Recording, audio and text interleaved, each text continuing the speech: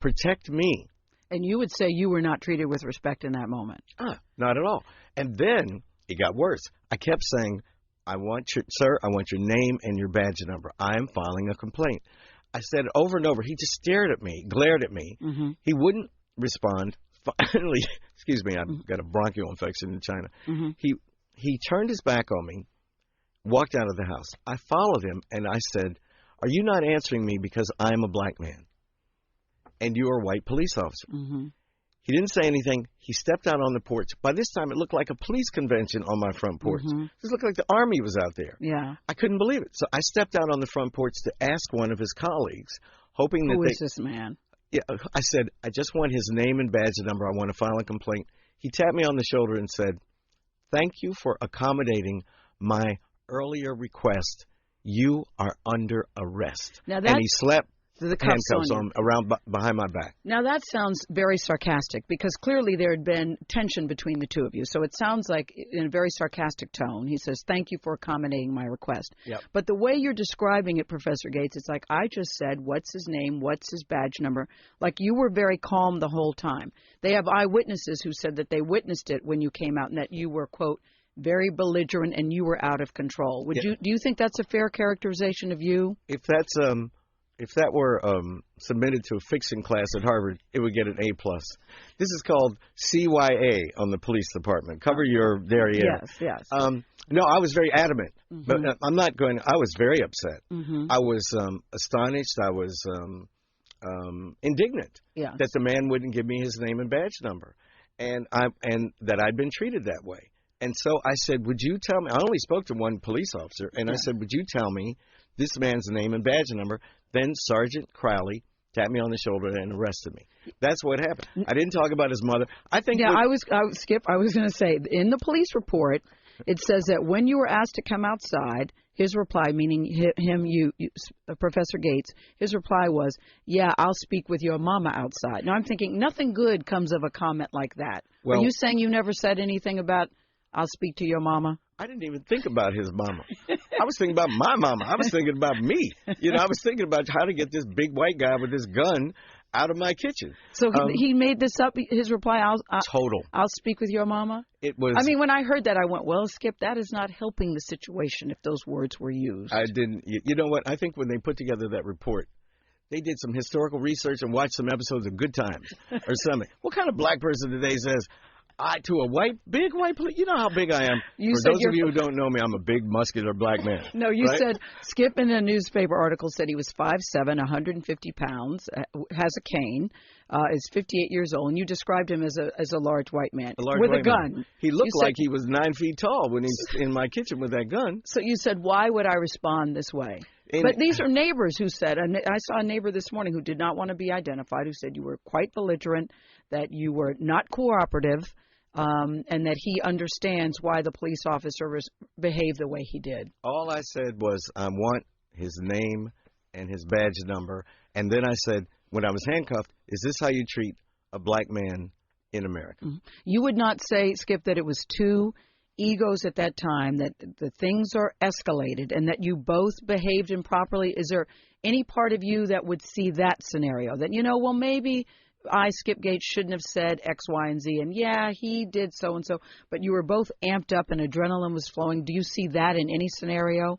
No, Gail, this is the one time I wish that were true. Really? All I demanded was my constitutional right to know his name and his badge number. Mm-hmm. The idea that I would, in a vulnerable position, talk about the man's mother is absurd. And you know me. I mean, I walk around talking about people's mothers. No, I talk about black people's mothers, let alone white police officers' mothers. No, that did surprise me. That did surprise me to hear that in that situation, that would be the way you would handle it. But on that front porch when I was arrested, I was outraged. Yes. Outraged. Yeah. And I said to them all, this is how you treat a black man in America. You arrest them while being black at home. Now, Sergeant Crowley says, you have demanded an apology from Sergeant Crowley. He has responded. You want us to take a break, Corny? Okay, we'll take a break. I want to talk to you about Sergeant Crowley's response to your request for an apology. And I would like listeners to call. Are you open to taking calls, Skip? I'd love it. Okay, 866-OPRA-XM, 866-OPRA-XM. We're talking to Professor Henry Louis Gates. We'll be right back.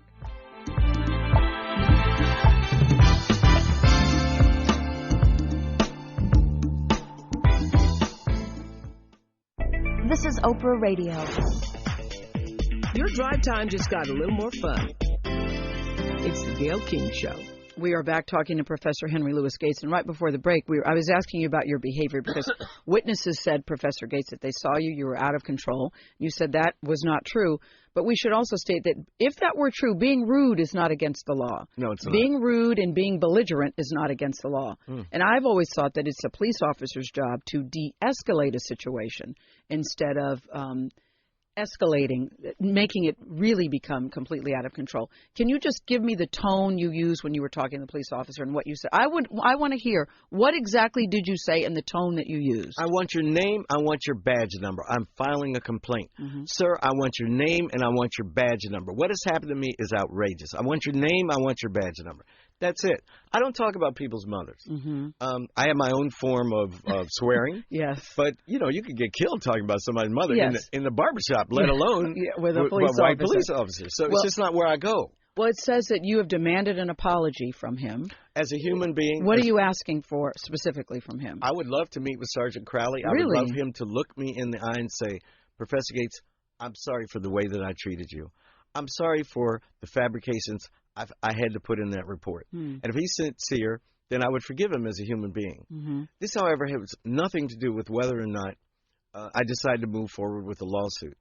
Because as I said at the beginning. You are going to move or you're not? I don't know. I'm meeting with my lawyers. I want time off to think about it. It's been a very emotional week. I'm sure. But I want to use what happened to me to bring the public's attention to racial profiling. I think it could be a teachable moment for all of us, black and white. Gail, I want to make a documentary for PBS or HBO or someplace on racial profiling, on this kind of arbitrary and unacceptable behavior on behalf of the police force. He says that he is not going to apologize to you, that he feels he has nothing to apologize for. Well, what do you think about that? Well, I think that he's probably trying to protect himself.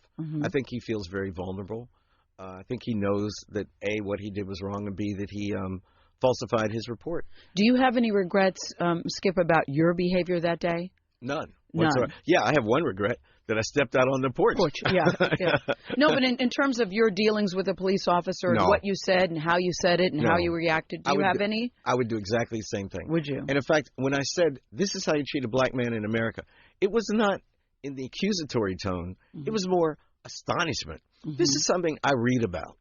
I'm a professor of African American studies. I read about the criminal justice system all the time. Those, I'm a literary critic. So it's not my day job. It's I make documentaries about people's DNA and their family tree. Yes, I know. But you're quoted as saying you don't know who you're messing with. You picked the wrong man or something. Did you say something like that to him? No. At the end, I said, as they were putting me in the police car, I said, "Officer, you have made the biggest mistake of your life." And I said, this is how you treat a black man in America. What did it mean to you? For me, it was painful looking at you in handcuffs. What did that mean to you? What were you thinking at that moment? That here I am, Henry Louis Gates, esteemed Harvard professor, renowned around the world for your work. What did that mean for you to be handcuffed and taken in? And mugshot, your mugshot, Skip, is now all over the place. What did that mean to you? I think I'm going to use it as the author's photograph on my next book. No, I'm serious. When I looked at that, I just thought,